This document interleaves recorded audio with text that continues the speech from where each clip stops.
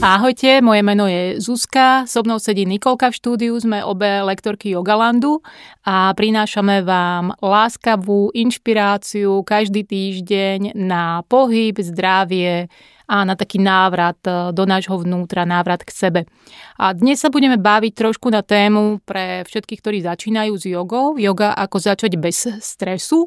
Takže pozrieme sa na to, ako sme to mali my. Môžeš rovno začať možno, pretože Nikolka si vlastne prešla tú cestu od našej klientky v Yogalande až po lektorku jogy. A ešte aby som len dovysvetlila, Yogaland je vlastne ten priestor, kde sa vraciame k sebe, do nášho vnútra, stišujeme sa, žijeme v prítomnosti a je to buď to v štúdiu v Bratislave, alebo robíme pobyty na Slovensku v zahraničí, alebo máme aj online priestor, množstvo kurzov. Takže ešte raz vítaj so mnou v tomto štúdiu a poďme sa rovno do toho pustiť a poďme sa pozrieť na to, že aké boli tie tvoje začiatky. Páči. Ahojte, moje jméno je Nikol a jak už bylo zmíněno, moje cesta začala, celkově moje jogová cesta začala před mnoha lety, když mi bylo asi nějakých 15 let. Od té doby uteklo už spoustu vody, spoustu času, ale hlavní kořen, kdy se zapustila celková moje dráha, tak, jak už Zuzka zmínila, tak se stalo v jejím studiu v Yogalandu v Bratislavě. A to bylo, pokud se nepletu, před 3 lety, možná nějaký 3,5. A dodnes si pamatuju ten první den, kdy jsem tam přišla jako taková nesmělá holčička v uvozovkách. A byla to krásná hodina. Byla jsem tam vesměs, bylo to celé tak nějak pro mě. A skončili jsme, i tu hodinu jsme ukončili velmi emotivně, aspoň pro mě. Proběhla tam očista, proběhla tam i nějaká slzička z mojí strany, za kterou jsem po těch letech opravdu vděčná a na základě které jsem vlastně dneska i tady, na který se shledáváme a kvůli které velmi pěkně děkuju a hlavně teda i za tu cestu, která je stále přede mnou, která už teda i uběhla. A moje cesta začala, jak jsem zmínila, před mnoha lety, byla taková komplikovaná, trnitá, došlo tam i k přerušení té cesty, ale pak jsem se vrátila. Bylo tam spousta překážek, které jsem si vytvářela sama, ale všechno, co se mělo, tak se překonalo a skončilo to pro mě teda aspoň tím nejlepším způsobem. No tak ďakujeme za takúto aj nejakú možno, že kvapku vďačnosti a každý lektor je za to naozaj rád, keď má nejakú tú spätnú väzbu a keď to príde od klientov a ja Nikolkinu cestu poznám, takže je podobná tej mojej ceste a možno každý začíname s nejakým takým, že nevieme, čo je pred nami, čo nás čaká. Mala som to podobne a tiež som na začiatku možno hľadala medzi rôznymi štýlmi jogy. Ja som začínala power jogou a chodila som stále skúšať do iných štúdií, hoci som chodila do dobrého štúdia, kde tá hodina bola výborná, ale stále som niečo mi tam chýbalo a stále som chodila a hľadala u rôznych lektorov. Až po mnohých rokoch to nejako docvaklo a ja som nemala proste nikdy som nenašla to, čo mi tam chýbalo, pretože v tej mojej ceste som možno hľadala viacej nejakej spirituality a každý máme úplne iný prístup k tomu a každý si nájdeme v tej joge to svoje. A na tej power joge proste je to v rýchlom tempe. Keď som ja začínala, tak tých možností nebolo tak veľmi veľa. A jednoducho nech začnete z ktoréhokoľvek konca, s akýmkoľvek štýlom, ale ak vytrváme, tak nás to dovedie k tomu, k tej našej ceste a potom sa vám ako keby rozroluje ten koberec a nájdete úplne tú krásu jogy, ktorú vám joga vie poskytnúť. A naozaj je to zmena, že na všetkých úrovniach, nie len čo sa týka nejakého pohybu. Takže chceme vás tak trošku inšpirovať, chceme vám vniesť trošku svetla do tej cesty, aby ste vedeli, že čo môžete čakať a aké sú možno tie prekážky. U každého samozrejme, že iné. A potom, aby ste sa cítili naozaj, že pustím sa do toho, pretože tá cesta je naozaj krásna a má pre nás obrovské množstvo benefitov a jednoducho, ak vás tá cesta volá, v Indii sa verí tomu, že joga si zavolá nás, nie sme to my, kto si tú cestu hľadáme k tej joge, ale ale tá joga si nájde nás. Takže ak to tak máte, tak môžeme si ešte možno povedať, že pre nás ako keby je dobré, pretože podobnú skúsenosť máme z tej power jogy, že sme vlastne nestíhali obsiahnuť tie základy. A keď máte dobré základy, tak na nich sa dá stavať a potom si už môžete naozaj vybrať tú akúkoľvek cestu. Môžeš aj ty možno povedať, že aké to bolo pre teba, pretože vtedy v danej dobe možno neexistovali nejaké kurzy pre začiatočníkov. Čiže ak ste ten začiatočník, tak je možno dobré naozaj tým prejsť. Takže dám zase tebe slovo. Je to přesně tak a úplně mi mluvíš z duše, protože ty si vzpomenula power jogu, to byla shodou okolností i moje první hodina, kterou jsem absolvovala dávno, jak jsem zmínila před těma mnoha lety. A dokonce nám nevysvětlovali ani přesně ty začátky. Vlastně jak správně se dostat do té pozice, že už jsme rovnou začali těma náročnějšíma a přeci jenom ta power yoga obsahuje trocha víc dynamiky než například hatha yoga nebo nějaká restaurativní yoga nebo právě yoga na zdravý chrbát. Takže určitě i těch stylů, jak už bylo zmíněno, opravdu mnoho. Určitě je to o tom, aby si každý vyzkoušel i různé druhy té jogy a našel si, která ho teda nejvíc bude bavit, od který dostane to, co požaduje, nebo právě to, kvůli čemu ho ta joga volá, kvůli čemu si ho zavolala, aby byl spokojený hlavně ten člověk, který už se rozhodne teda dát na tuto cestu a pokořit všechny ty překážky. No, moje první hodina vypadala tak, že lektorka byla super, všechno věděla, návaznost tam byla nádherný, akurát chybělo mi tam do vysvětlení. Například máme nějakou pozici, každý už si může představit, jakou chce, jak se správně postavit, jak dýchat, co držet zpevněný, kam dát ruku, kam dát nohu, správný úhel a hlavně celé to propojení s dechem přece jenom je to komplexní cvičení.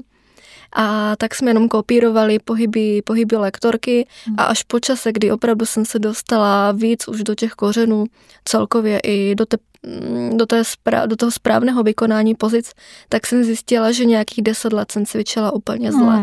Naštěstí se nestalo teda to, že by došlo k nějakému přetěžení nebo úrazu, ale přece jenom je velký rozdíl a potom i na tom těle a na tom výsledku po nějakých 10 letech, když se cvičí správně, nebo právě když se opakují nějaké, ať už třeba jenom maličkaté chybky, a potom i ten výsledek, ta výsledná pozice nebo právě začáteční pozice, od který se může odvět i nějaká pokročila, už potom vypadá úplně jinak a hlavně je naprosto bezpečná, pokud člověk ovládá základy a správnou techniku.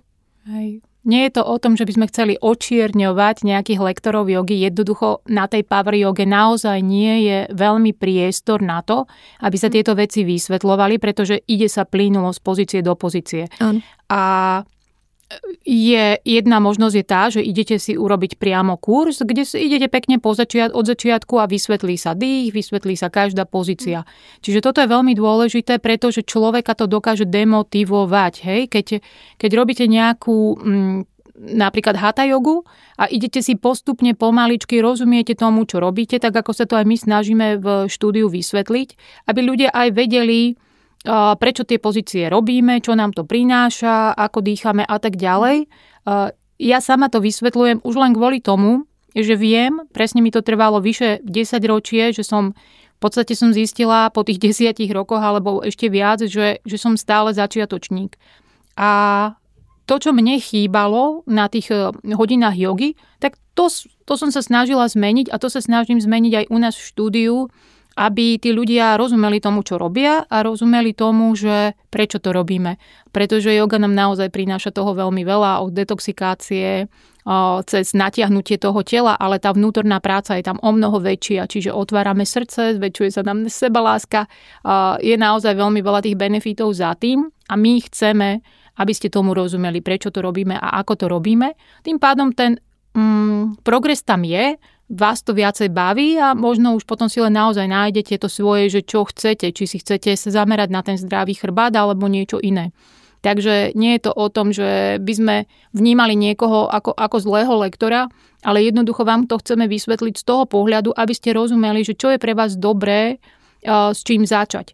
Napríklad hatha yoga je taký dážnik nad všetkými jogami, kde sa naozaj môžete naučiť všetko od tých základov, naučíte sa správne dýchanie, naučíte sa základné pozície a potom už s tou znalosťou môžete si zvoliť ten svoj štýl, ktorý vám bude vyhovovať.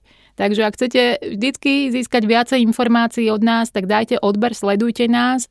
Môžete si v Yogalande vybrať či už kurzy nejaké online, alebo priamo prísť ku nám do štúdia.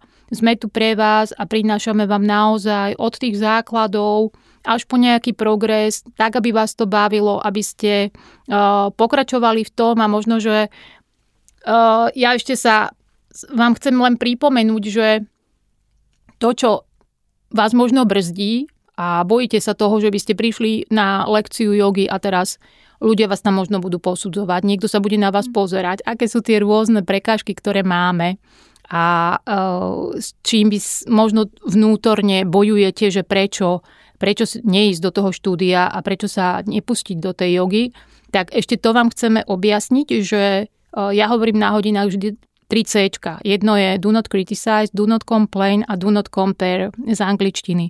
Čiže neporovnávajte sa s nikým druhým, pretože každý sme v inej lekcii, v inej kapitole nášho života. Jeden je viacej ohybný, jeden má väčšiu silu v rukách a tak ďalej. Jednoducho každý sme originálny a to je na tomto úžasné. Nesťažujeme si. A tretie je, nekritizujem ani druhého človeka, ale ani seba.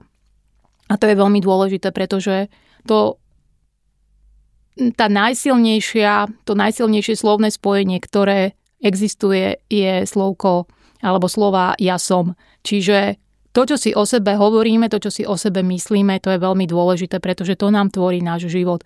Takže rozprávajte o sebe krásne, s láskou a budeme sa na vás tešiť u nás v štúdiu. Možno ešte, ak chceš niečo povedať k takým tým vnútorným blokom, ktoré prichádzajú, alebo ešte, že také praktické veci, čo si majú ľudia priniesť na hodinu jogy, kľudne. Jak si spomenula ty 3C, úplně souhlasím. Ono právě i to porovnávání, možná bych vypíchala ještě trošku tady to, že střetávám se s názorem, že spousta lidí si myslí, že přijdou na hodinu a myslí si, že všichni okolo jsou úplně perfektní, že si dají obě nohy za hlavu, že se postaví na ruce, postaví se na hlavu a všechny takové ty instagramové pozice, že každý zvládá levou zadní. Tak tady vás zklamu, není tomu tak. A abych byla úplně upřímná, tak yoga na Instagramu je jedna věc a yoga v reálném životě je úplně druhá. Nemůžete se porovnávat s nějakým Photoshopem a dokonalým životem z obrázku, který v reálném životě prostě neexistuje. Ještě vám to jednou připomenu, neexistuje, bohužel to tak není. A když už někdo přijde na tu hodinu, tak má dost starosti sám ze sebou, ohlídat si vlastní dech, ohlídat si vlastní pozici, jestli je správně, jestli dýchá a soustředí se sám na sebe a opravdu lidé nemají potřebu soudit na hodinách někoho druhého, kdo je vedle nich. Nestalo se mi ještě, a už například třeba mě na mý první hodině, jak když jsem došla na první hodinu, nedotkla jsem se vlastních chodidel, nedotkla jsem se pomalu ani lítka, a to ani nepřeháním. Ta moje ohybnost byla velmi zlá, pružnost pomaly úplně nulová, poskracovaný nohy, ruce, uzavřený hrudník. A abych pravdu řekla, tak po těch pomaly 15 letech stále moje pozice nevypadají tak jako na Instagramu a opravdu mě to netrápí, protože vím, že yoga není o tom dát si nohu za hlavu anebo postavit se na jednu ruku a druhou nohu si zauzlíkovat kolem druhého palce na noze. Co si vzít na první hodinu? Určitě nejdůležitější věc je tam opravdu dojít a vyzkoušet to. A uvidíte, že hned po té první hodině, po konci té hodiny, uvidíte výsledky okamžitě. Uvidíte uvolnění, budete se cítit dobře, budete se cítit přijatě. Najdete si skupinu, která má stejný cíl jako vy a to vás podpoří ve vaší cestě a samozřejmě i vy podpoříte zbytek té skupiny, se kterou se tam sejdete, se kterou utvoříte vlastně bezpečný prostor a budete tam všichni pro sebe. Tak. Týmito slovkami sa s vami lúčime. Naozaj ďakujem veľmi pekne A vidíme sa na podložkách, budeme sa naozaj tešiť, či už prídete ku nám do štúdia. Všetky infošky nájdete dole pod týmto videjkom. Ešte raz vás teda vyzývame k tomu, dajte odber, sledujte nás a vidíme sa či už na pobyte, alebo v štúdiu, alebo v online svete. Budeme sa na vás tešiť. Každopádne pustite sa do vašej jogovej cesty, pretože úplne sa vám skvalitní život na všetkých úrovniach. Majte krásny deň, papa. Ahojte.